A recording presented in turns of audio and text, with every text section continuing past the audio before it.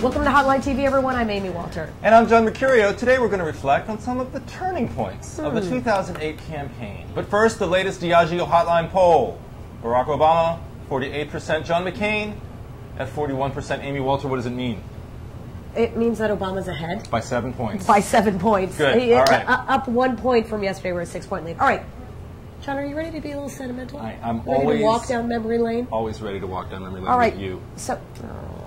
All right. So let's look at the race that was or wasn't. Indeed. For 2008. All right. First things first. Bring it.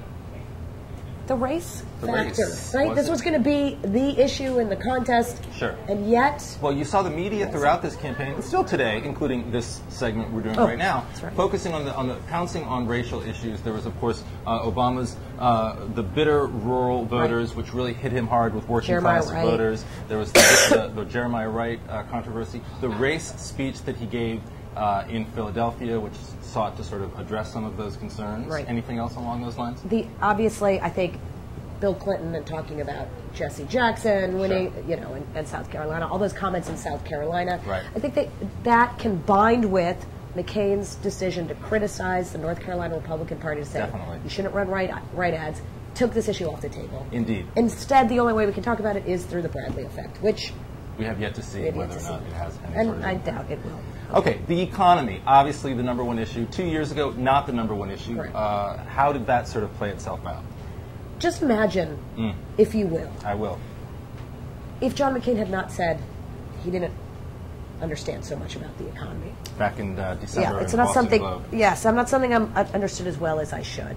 Imagine if Phil Gramm hadn't talked about a nation of whiners. Imagine if John McCain had not said that the fundamentals of the economy are strong. That is, if you go back to that moment in September, that's really where you start to see the trajectory up the uphill climb for Barack Obama. Yeah, I mean, if this had been a campaign about almost anything else, John McCain would be in better shape than he is today. Right.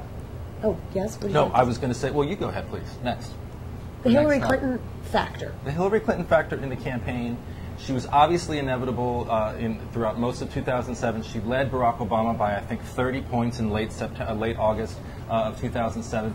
Then came Drexel University and the question from the NBC. I can't remember if it was Chris Matthews or Tim Russert. Right. I can't remember which one. I feel like it was Russert. Somebody from NBC asked her the question about illegal driver's licenses. It was a measure that was being considered in New York State, something she should be familiar with. She flubbed it, and if you look at polling, that was the beginning. It was the end of October, almost a year ago today. It was the end of October. It was the end of the sort of inevitability of Hillary Clinton's campaign. Right. We go from there to the fundraising numbers to Iowa to blah blah blah. Right. Right. But speaking of women, look, I think you also have to look at Oprah Winfrey's endorsement of Barack Obama. She started that sort of drive, the drilling right into the middle of Hillary Clinton's base among women voters, I think. It's interesting how she's been nowhere in these last She's no longer as important a role as she was, I think, in the Democratic Party. I think Ellen is doing more now for Barack Obama than anybody else. She is. She's a Those good talk dancer. show hosts, they love Barack Obama.